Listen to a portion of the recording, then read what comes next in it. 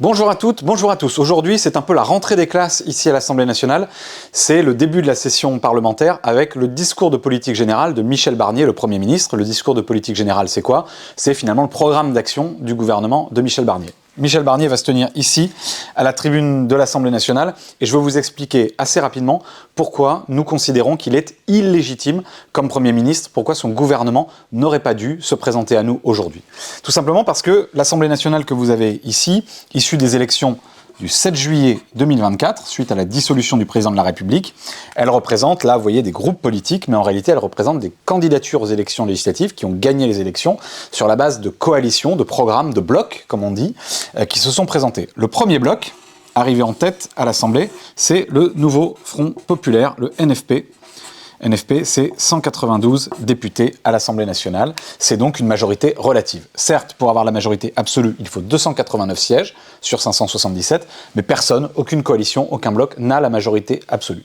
Donc c'est le Nouveau Front Populaire qui aurait dû envoyer sa candidate, Lucie Castet, à la tribune de l'Assemblée nationale pour faire un discours de politique générale et pour voir ensuite si nous arrivions à conquérir des majorités sur notre programme ou à minima à ne pas être censurés par une majorité de parlementaires opposés à notre politique. Mais voilà, Emmanuel Macron et Michel Barnier en ont décidé autrement.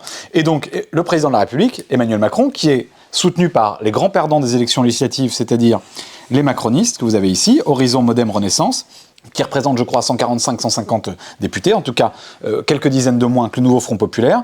Ils sont là, ils avaient normalement perdu le pouvoir, ils auraient dû quitter le pouvoir, mais ils ont encore des ministres. Pourquoi? Parce qu'ils ont construit un cartel, un accord de circonstance avec LR, ici, voilà, la droite, Laurent Wauquiez, 47 députés.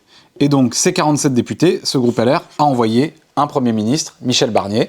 Et donc Michel Barnier, ce sera le premier Premier ministre dans l'histoire de la Ve République qui, quand il va s'adresser à l'Assemblée nationale, n'aura le soutien inconditionnel et total que de 47 députés, c'est-à-dire des gens qui ont fait 5% aux élections législatives et 47 sur 577. Je ne suis pas très bon en maths, mais je sais que c'est très loin de constituer une majorité relative ou absolue.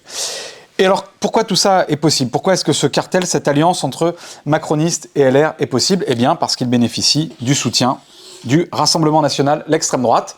Vous le voyez, s'il y a autant de macronistes qui sont présents à l'Assemblée nationale, c'est parce que, côté Nouveau Front Populaire, au soir du premier tour, tout de suite, nous avons retiré nos candidats quand il y avait un risque que l'extrême droite l'emporte et que nous étions troisième, et nos électeurs, les électrices et les électeurs de gauche et écologistes, ont fait barrage, ce qui a permis à des macronistes de sauver leur peau dans l'élection législative.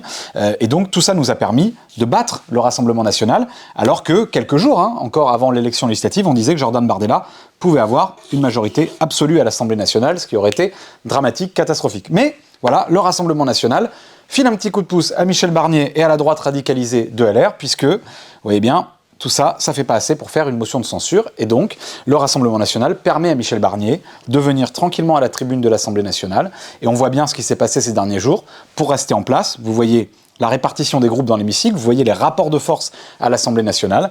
Pour rester en place, Michel Barnier a besoin du soutien de Marine Le Pen et de l'extrême droite. Donc vous avez des déclarations d'amour à l'extrême droite. Vous avez un ministre de l'économie qui est recadré, qui est sanctionné parce qu'il a dit que le RN n'était pas dans l'arc républicain, c'est-à-dire exactement ce qui s'est passé au moment des élections législatives. Et vous avez les propos de Bruno Retailleau, le ministre de l'Intérieur, qui va contre l'état de droit, qui stigmatise les immigrés, bref, qui sert la soupe et qui tient le discours de l'extrême droite et de Marine Le Pen.